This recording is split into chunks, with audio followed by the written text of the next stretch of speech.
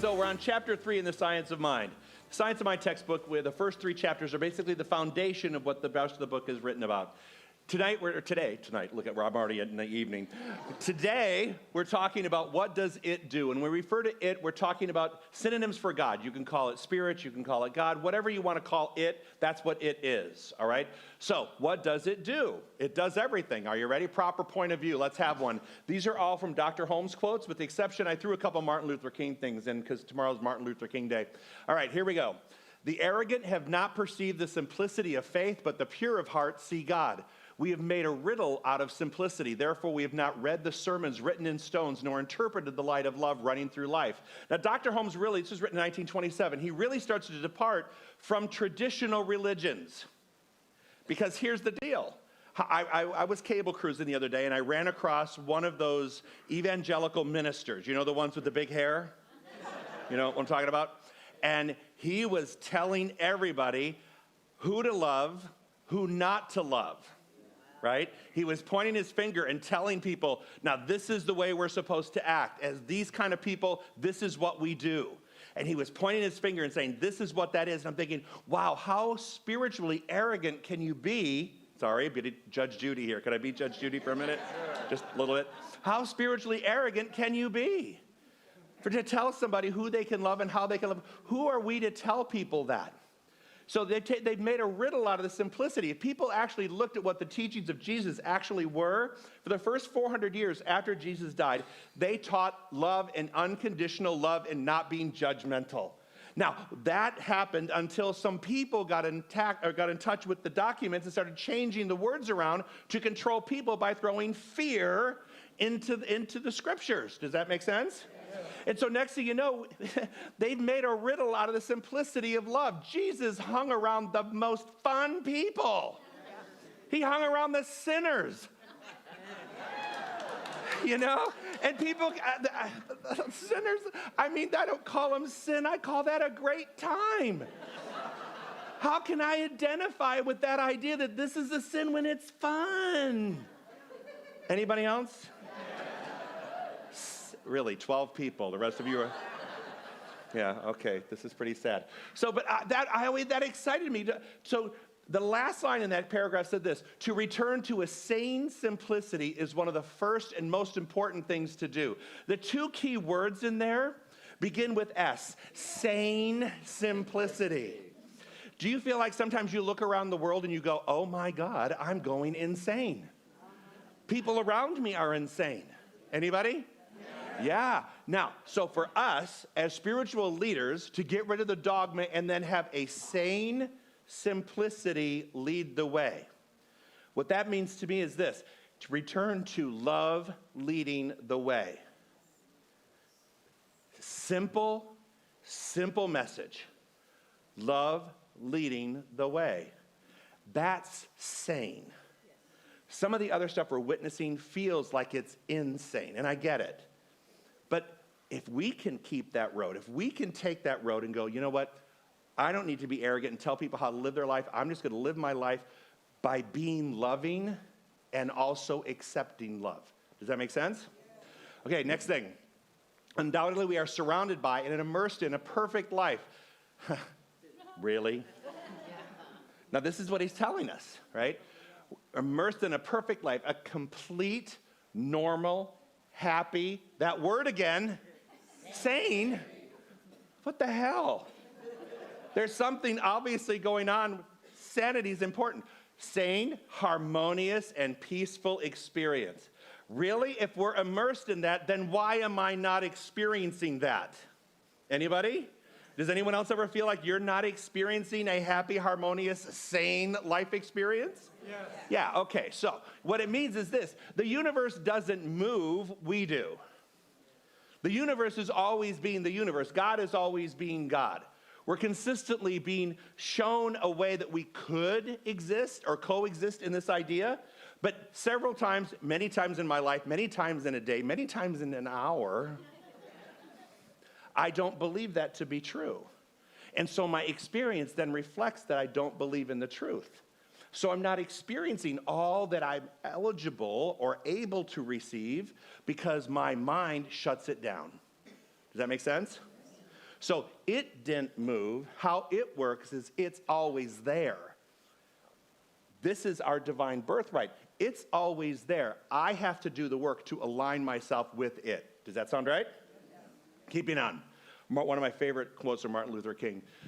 Life's most persistent and urgent questions, what are you doing for others? So if we take this message that I'm just talking about, that taking the arrogance out of religion, taking the you must do this, and getting back to the same simplicity of love, how does love lead the way, and how do you present love to others in your life? How do you love other people? How do you give of yourself in terms of service to other people? It actually has a great parallel to it. How are you being the words, the activity of this universal it, this love? How are you doing that to serve other people? Or are you just trying to take care of your life and your life only, or people in your immediate circle? You're not looking at the global idea. Does that make sense? So I like what Martin Luther King has to say there. But here we go. But only as much of this life as we embody will really become ours to use. As much as I can embody, that's how much I can use. My problem has been, and maybe you've experienced this yourself, many times I limit how much I'm going to achieve. I can only embody so much because I think I'm not worthy of having more than that. Or because I've had situations in my life, it's not supposed to happen like that for me. But we have to transcend this idea of worthiness and say, look, how much of life can I have it? As much as I can embody. Now, what does it mean to embody it? What does it mean to really embody it? The concept is wonderful and fraught with tremendous significance. It has bound up our hopes and fears, our expectations, and our future and present realizations. Why is that? Why are we bound up with this idea that I can't embody this? Because it doesn't say just learn it. It doesn't say just read about it. It doesn't say just go to a class and learn more about it. It means I have to embody it. I have to really live from that experience. My words, my actions, my deeds all have to reflect that which I'm learning. The problem is many of us do too much learning and not enough doing. Does that make sense? We think we're searching for some awakening. This process, I'm searching for something. You know what? You've probably been exposed to all the things that you need. You just aren't using them. You just haven't embodied them enough. They didn't match up with what your idea was in the moment. But my guess is most people have been exposed already to what they could use as their awakened, enlightened moment, but we ignore it because we think there's something bigger and better somewhere else. And so the search continues. Why? Should all the wisdom of the universe be poured over us, we should only yet receive only that which we are ready to understand. So, anybody can tell you anything. Anybody can teach you anything. But one has to understand it first, which sometimes that's a challenge. Sometimes understanding this whole idea of metaphysics is a challenge because it goes against the grain in which we were raised. And not only that, it goes against the grain of people around us and how they view religion. Are you with me? Yes. Because they think if you're not part of my club, then you can't be part of my religious experience. See, what I love about this, we accept all faith communities. We accept all faith traditions. Even ones we totally don't understand. Why? Because this is an open house. This is an open spiritual community. We welcome people from all walks of life. Why? Because we don't condemn those walks. Every religion has a thread of love in it. That's what I believe in to be the truth. If we can get rid of the dogma, we can find the love. Does that make sense? Yes. And the hardest part is getting rid of the dogma.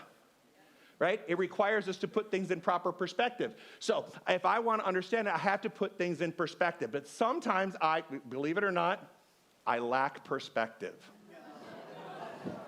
I know, it's been said.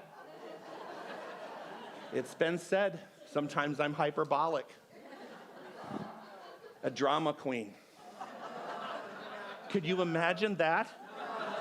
Oh my God, who do they think they're talking to? But it's true.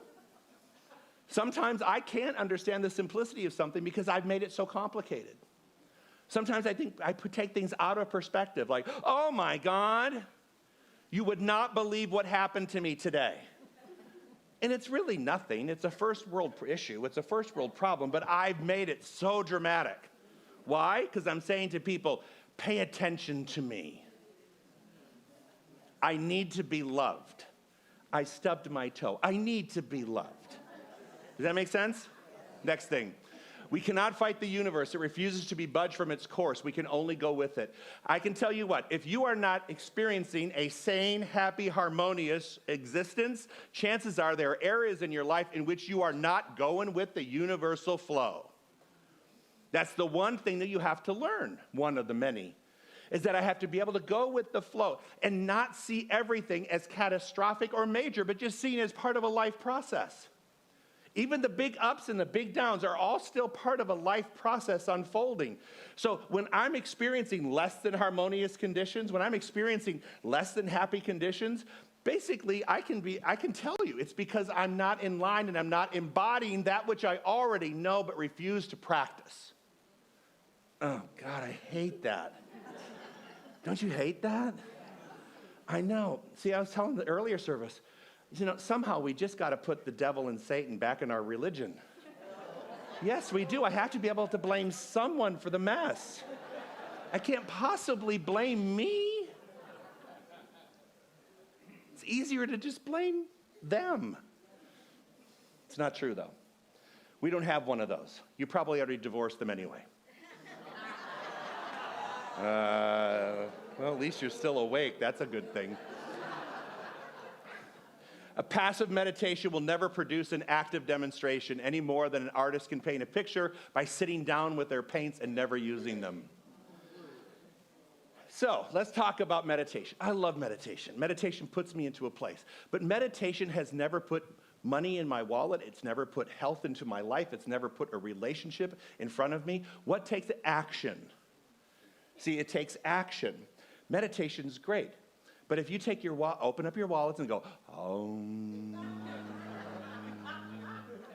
and then look at your wallet and see what it looks like in there, right? And then look at your relationships. I want happy, harmonious relationships.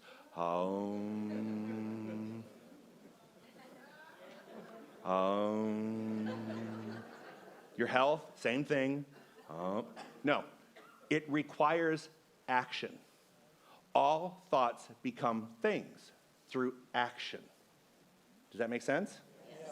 Okay, so it's not about passive meditation. It's about using meditation, using spiritual mind practices, but also doing, in other words, not just reading or learning, but doing. How it works, it's been working you your whole life. You've been working it your whole life. Now, you need to look at that. I need to look at that and go, what do I need to tweak in this thing that I've been working so my life reflects more of what I want and less of what I don't want? It doesn't mean I'm not going to have things happen. It doesn't mean that I have this Teflon coating around my life experience where everything's just going to fly off. No, things are going to still upset me. Things are going to still happen, but it's how I treat them when they come in. It's how I categorize them. It's how I label them. It's how I begin processing that energy. Does that make sense? Yes.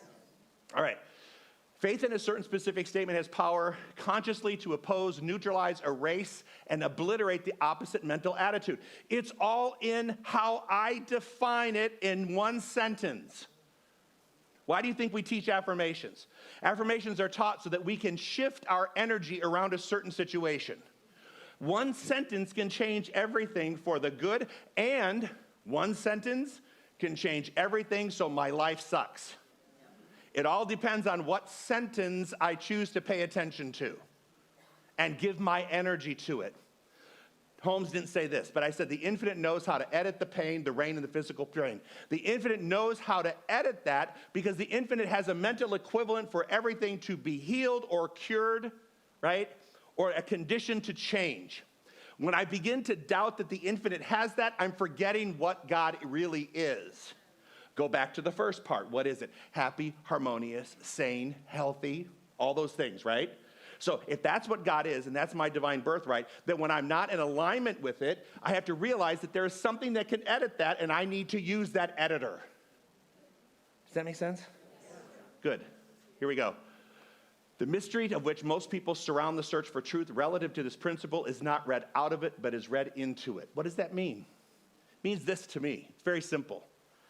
Every time I read a book, every time I hear a teacher, every time I even hear myself talk on a Sunday morning, I listen, I go, how does this, it's not about what he's reading. It's not what I'm reading, right? It's how I'm reading my life into the words. It's how I'm defining my life experience by words that are being spoken or written. It's how I read into it, not out of it. It's how I read into those things.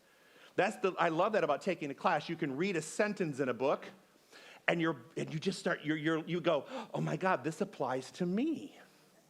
This applies to my relationship. This applies to my health. It goes to my creativity, my work, whatever. It applies to me.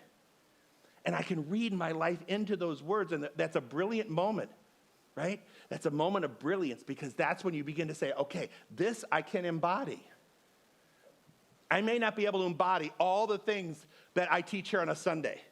You may not be able to embody it, but let's pick a couple things each time we show up that we walk out and have some sort of a little nugget to chew on that will change your outcome. There's a lot of stuff that's said here on Sundays. The PowerPoints are full of information. The messages, they're endless. But the couple things, can I read into them? And can I see myself in them? And if I can see myself in them, am I prepared, ready, and willing? And I know I'm able. Am I prepared, willing to do what needs to be done? Does that make sense? Yes. All right. Next one. Oh, I love this one from Martin Luther King. Boy, I tell you what, this is fitting right now. The ultimate measure of a man is not where he stands in moments of comfort and convenience, but where he stands at times of challenge and controversy. Yeah. It's really easy to be comfortable when things are easy. It's really to have kind of a great energy and a great vibe when everything's kind of working out. But the true test of whether you've embodied this is when your house gets turned upside down. If your relationships get turned upside down. If your finances get turned upside down. If your health gets turned upside down. That's the true test of your faith. That's the true test of our faith. The measure of who we are and how much we've really learned and are willing to put into practice at that split second. Keep in mind, it's that 1 second. I just thought about this. It's always the seconds following an incident. Hear me out. Doctor comes in and says to you, this is what you have. This is what the ink on the paper is telling me. And in that 1 second, your mind begins to process everything from complete healing to death. Do you know what I'm talking about? Yeah? And so in that one moment in time, I begin to label, define, and actually initiate the sequence of experiences that are about to follow in my life. In that one moment in time. And then we spend many moments regretting that we even made that call to begin with. Like we went, oh my God, why was I thinking that? Now I have to deprogram my thinking and reprogram it rightly. Does that make sense? But I want you to think about in those moments where things are clearly definable, what is your response? Because it works to the level of your embodiment and belief at that split second. And that starts the initiation and the rollout of your plan. So be very careful when we hear things to not go into the labeling process immediately. We have to, in England, over the subway, what do they call this? The subway. The tube thing. It says, when you get onto the subway thing, it says, mind the gap. Remember? We have to create a gap before we define something. And then in that gap, we have to decide, how do I want this to play out at the end game? Which is why we vision. Which is why we teach a visioning class. How do I want this to play out? What is my vision for this? Am I going to define this in that split second, or am I actually going to go into a spiritual process and go, you know what? It may say these words on a page, but I can tell you, I can point to people in this room who saw words on a page and who walked away and have been completely healed. They didn't do what the one doctor said. They chose a different modality. They chose to be more, stand in their own power and authority and wisdom. And you know what? They're still here talking about it. So for every person that you can point to, I can point to another one who said, no, I use this. I use this to live my life on my terms. Does that make sense? Yes. All right. How much of the infinite good is ours? All of it. Do you believe that? Yes. No, you don't. There's no way in hell you do. No, you don't. You have all sorts of conditions put on that. How much can I embody? Oh my man, how much good is all of it? All of it. Okay, let's talk about what all of it looks like. You want to talk about what all of it looks like? Yeah. All of it always, there's more to the all of it than you ever get to see or speak about when you talk about wanting all of it. Here's the deal. And you've heard me talk about this before sometimes. For those of you who are new, this is probably the first time we have spiritual coin. There is a trade-off of spiritual coin in everything that we do. You want all of it, be prepared to pay spiritual coins, spiritual, emotional, financial, or physical. I want a relationship. I want a relationship. I want all of a relationship.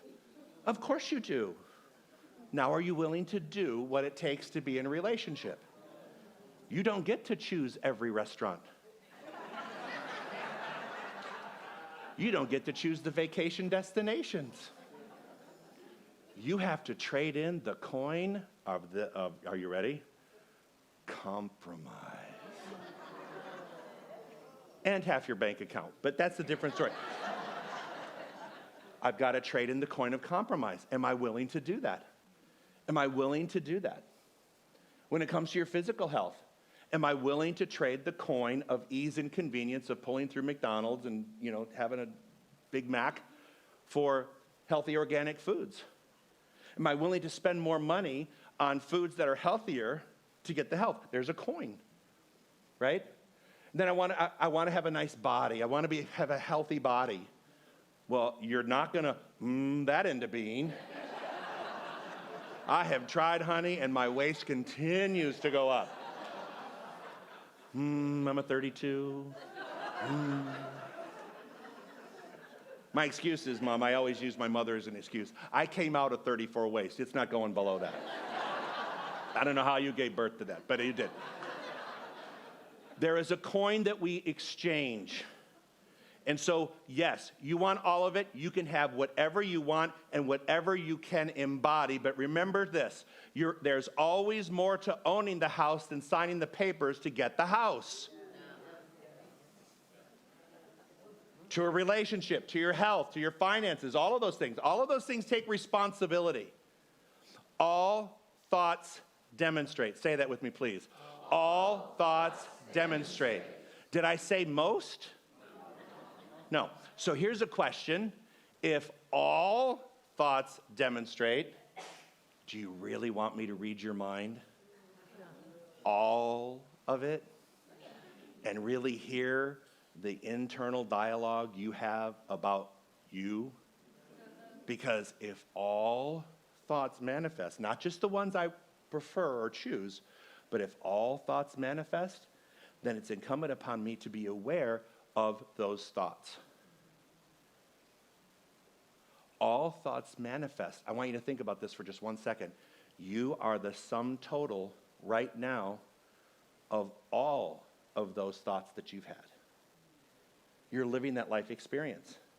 And now for some you may go, oh my God, that's really cool. For some you're like, oh my God, I have to change this. But what's really nice about that is that we're allowed to change that.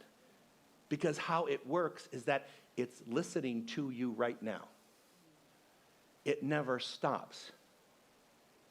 And you can't select what it hears because you are in this internal dialogue that is constantly being heard.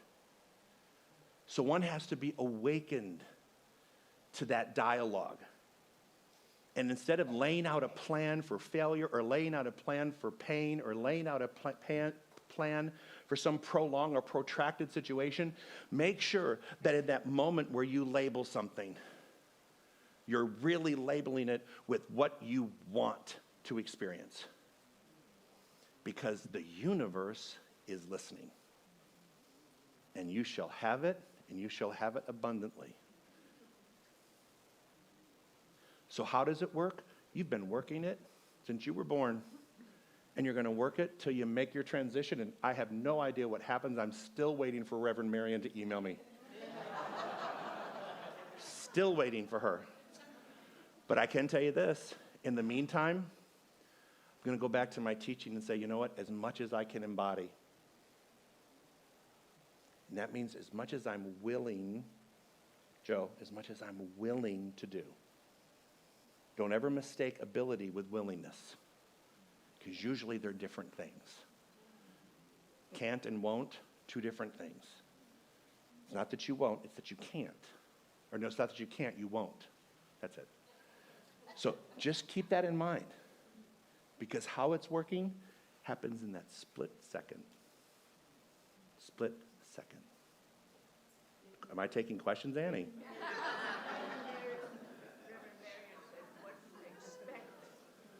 Yeah, Reverend Marion always did. She said, what you expect, you get. And she would always say in her prayers, with a great sense of expectancy, I seal my word in truth. And basically, that's what I'm talking about. That one split second. Isn't that weird?